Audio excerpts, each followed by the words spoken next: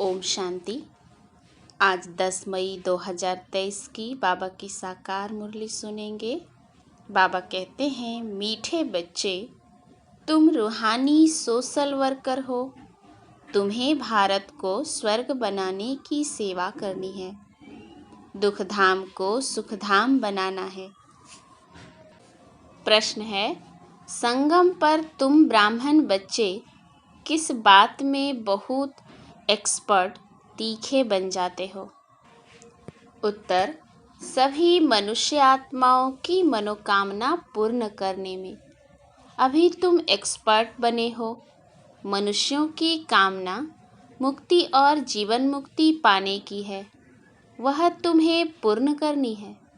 तुम सभी को शांति का रास्ता बताते हो। शांति कोई जंगल में नहीं मिलती, लेकिन आत्मा का स्वधर्म ही शांति है। शरीर से डिटैच हो, बाप को याद करो तो सुख शांति का वर्षा मिल जाएगा। गीत है, मुखड़ा देख ले प्राणी जरा दर्पण में, कितने पुण्य हैं और कितने पाप तेरे जीवन में। ओम शांति। बेहद का बाप अपने शिकिलधे बच्चों को समझा रहे हैं। जिन बच्चों ने बाप को जाना है और बाप की शरण में आए हैं, कहते हैं प्रभु तेरी शरण आए। शरण मिले तब जबकि बाप आए और बच्चों को समझावे। भगत भगवान की शरण में आए हैं, क्योंकि यहाँ सब दुखी हैं। भारत दुखधाम है, एक दो को दुख देते रहते हैं। बाप ने समझाया है, यह है तुम्हारी हंस मंडली। यहाँ पावन बच्चों बिगर कोई भी आ नहीं सकता। बाप समझाते हैं, बच्चे, पावन भारत को ही सुखधाम कहा जाता है और कोई खंड को सुखधाम नहीं कहेंगे। भारत ही सुखधाम और भारत ही दुखधाम बनता है। भारतवासी बहुत दुखी हैं, क्योंकि पतित हैं, परंतु यह बात उन्हें कोई समझाते नहीं। बाप समझाते हैं, सन्यासी पावन हैं, घर बार छोड़ते हैं, परंतु खुद भी गाते हैं पतित पावन सीताराम। अभी तुम आए हो पतित पावन बाप के पास, जो एक ही परमपिता परमात्मा है। वही सारी दुनिया को पावन बनाते हैं। मनुष्य मनुष्य को पावन बना न सके, यह है ही पतित दुनिया। कोई भी पावन नहीं। कहते भी हैं, हे परमपिता परमात्मा, फिर कह देते ईश्वर सर्वव्यापी है। शिवोहम तत्त्वम। सब बेचारे बाप को भूले हुए हैं। जैसे मनुष्य शराब पीते हैं तो भले वह देवाला मारा हुआ हो तो भी शराब से एकदम नशा चढ़ जाता है। वैसे ही मनुष्य को यह पता नहीं पड़ता कि यह विकार ही पतित बनाते हैं। तब तो सन्यासी भी पावन बनने के लिए घर बार छोड़ते हैं, परंतु वह है निवृत्ति मार्ग। यहाँ तो बाप आए हैं जो आधा कल्प से दुखी हैं, वह आकर शरण लेते हैं। दुखी करने वाली है माया। 5 विकारों के महारोगी हैं। मनुष्य को रावण ने बिल्कुल असुर बनाया है। जब बिल्कुल दुखधाम बन जाता है, तब फिर बाप आकर सुखधाम स्थापन करते हैं। तुम हो रूहानी सोशल वर्कर। तुमसे बाप सेवा कराते हैं कि बच्चे, तुम इस भारत को स्वर्ग बनाओ। सारा मदार योग पर है। योग में कोई 7 रोज अच्छी रीति रहे तो कमाल हो जाए। ऐसे कोई योग में मुश्किल टिक सकेंगे। घर याद आएगा, मन भागता रहेगा। 7 रोज मशहूर है। गीता भागवत ग्रंथ का पाठ भी 7 रोज रखते हैं। यह रस्म रिवाज इस संगम युग की है। 7 रोज भट्ठी में रहना पड़े, किसकी भी याद न आवे, एक बाप के साथ योग लगा रहे। 7 रोज इस एक रस अवस्था में रहना, यह बड़ा मुश्किल है। तुम बच्चों के यादगार भी यहाँ ही हैं। तुम अभी झाड़ के नीचे बैठकर राजयोग की तपस्या करते हो। जगत अम्बा भी है तो तुम बच्चे भी हो। तुम हो सभी मनुष्यों की सर्व मनोकामनाएं स्वर्ग में पूरी करने वाले अथवा मनुष्यों को मुक्ति जीवन मुक्ति का फल देने वाले। तुम एक्सपर्ट हो, दुनिया में कोई नहीं जानते कि मुक्ति जीवन मुक्ति किसको कहा जाता है, कौन देते हैं। पतित दुनिया में कौन पावन बना सकते हैं। सन्यासी लोग शांति के लिए घर बार छोड़ते हैं, जंगल में जाते हैं, परंतु शांति तो मिल नहीं सकती। आत्मा का स्वधर्म है शांत, और मनुष्य बाहर ढूंढते हैं। यह किसको पता नहीं है कि आत्मा का स्वधर्म शांत है। रानी के हार का मिसाल यह ऑर्गन्स हैं, चाहे कर्मेंद्रियों से काम लो या ना लो। हम आत्मा इस शरीर से अपने को डिटैच कर लेते हैं। जैसे रात को आत्मा डिटैच हो जाती है ना, सब कुछ भूल जाती है, उसको फिर नींद कहेंगे। यहाँ सिर्फ शांति में तुम बैठते हो। आत्मा कहती है मैं कर्मेंद्रियों से काम कर थक गई हूँ। अच्छा, अपने को शरीर से डिटैच कर लो। यह ऑर्गन्स हैं कर्म करने के लिए। यह नॉलेज बाप ही देते हैं। डिटैच कर बैठ जाओ, कुछ न बोलो। परंतु ऐसे डिटैच हो कहाँ तक बैठेंगे, यह तो तुम जानते हो। कर्म बिगर कोई रह न सके। डिटैच तो हुए, परंतु साथ में फ़ायदा भी चाहिए। सिर्फ डिटैच हो बैठने से इतना फ़ायदा नहीं होगा। डिटैच हो फिर मुझे याद करो तो तुमको फ़ायदा होगा, शक्ति मिलेगी। बाप अपने बच्चों को समझाते हैं, बच्चे यह ज्ञान इंद्र सभा है, यहाँ तुम सब रत्न बैठे हो। कोई पत्थर बुद्धि बैठा होगा तो वायुमंडल खराब कर देगा, क्योंकि शिव बाबा की याद में रहेगा नहीं।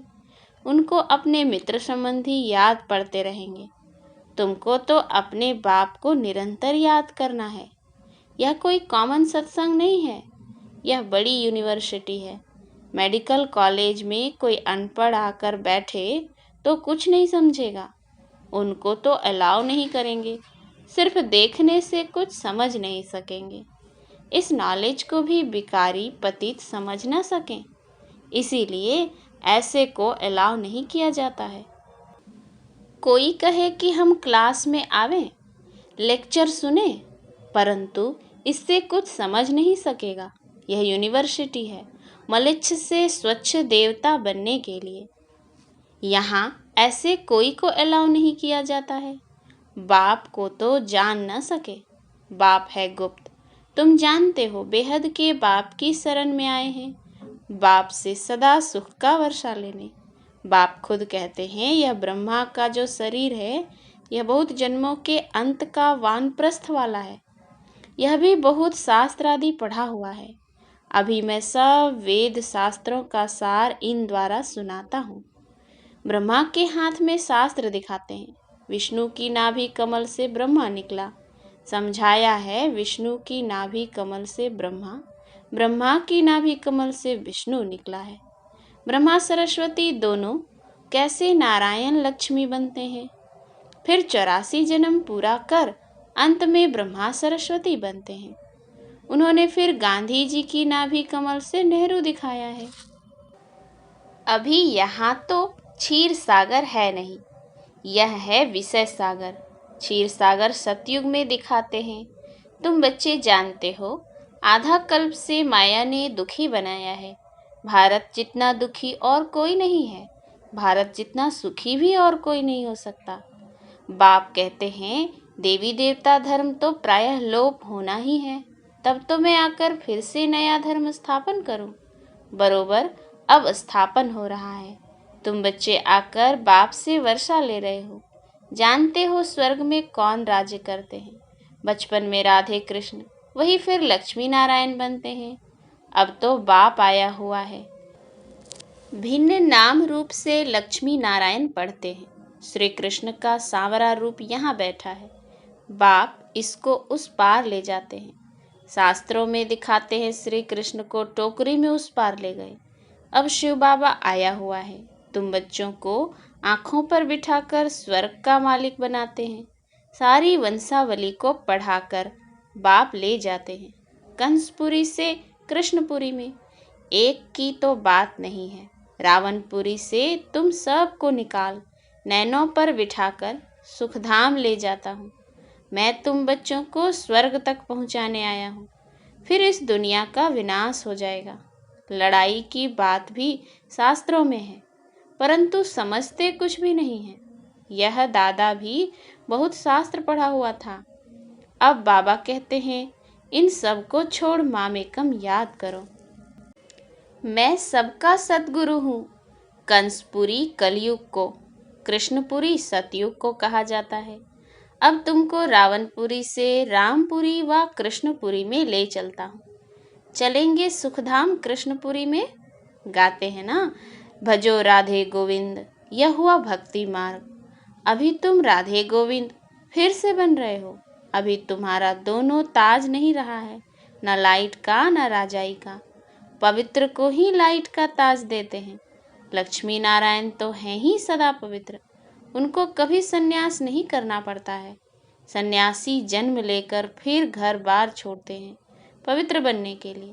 तुम्हारा 21 जन्मों के लिए यह एक जन्म का संन्यास होता है।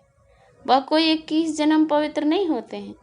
वह पहले तो विकारियों के पास जन्म ले, फिर पतित बन जाते, फिर पवित्र बनने के लिए घर बार छोड़ते हैं।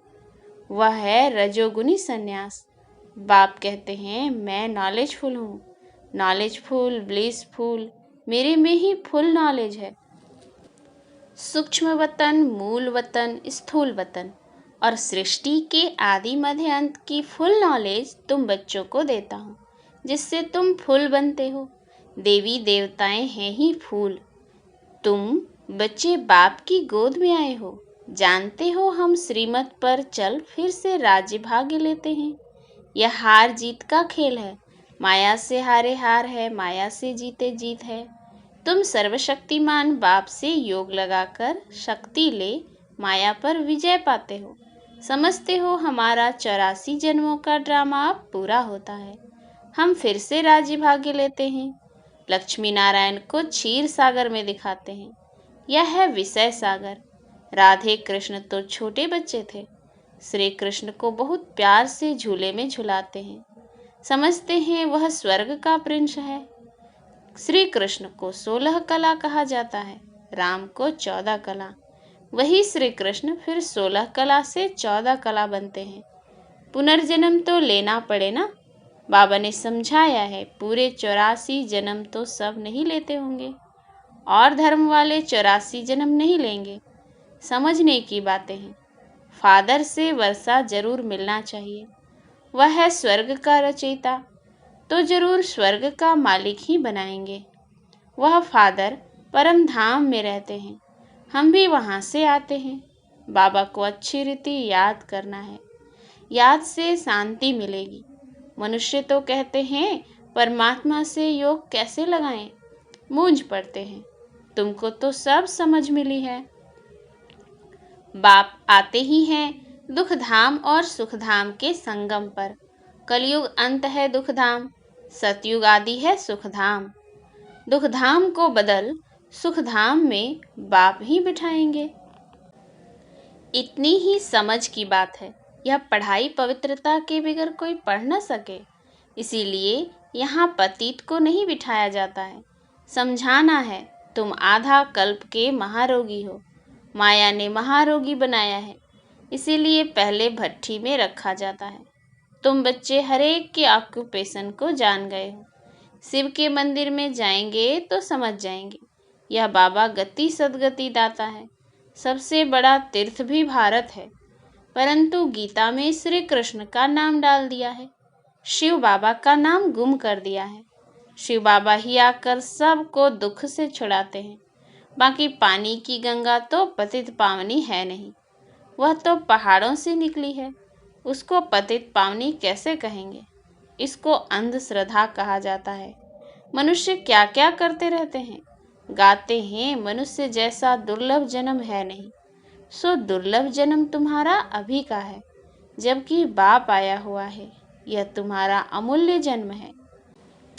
तुम पवित्र बन भारत को स्वर्ग बना देते हो। इसीलिए शिव शक्ति भारत माता गाई हुई है। तुम जानते हो बाबा पवित्रता की मदद से भारत को क्या सारी दुनिया को पवित्र बनाते हैं।